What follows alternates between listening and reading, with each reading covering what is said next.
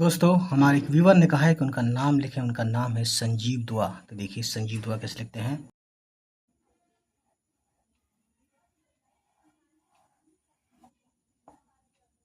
ये सीन है और ये नून का एक नुक्ता, संजीव। ठीक है दोस्तों, ये हो गया इतना संजीव, ठीक है ना।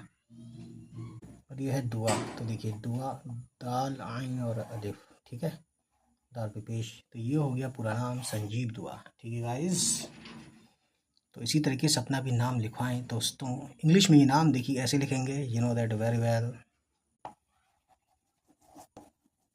संजीव और दुआ, DUA।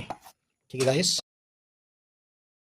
उम्मीद है गाइस ये वीडियो आपको पसंद आई हो, और अगर पसंद आई तो प्लीज़ हमारे चैनल को सब्सक्राइब कीजिएगा और उन सभी तक पहुंचाइए हमारी वीडियोस को जिनके बारे में आपको लगता है कि उनको ये वीडियोस देखनी चाहिए। चलिए फिर मिलते हैं आपसे, हमारी होगी नेक्स्ट किसी वीडियो के साथ मुलाकात। तब तक खुश रहें, आबाद रहें, बाय बाय, टेक केयर।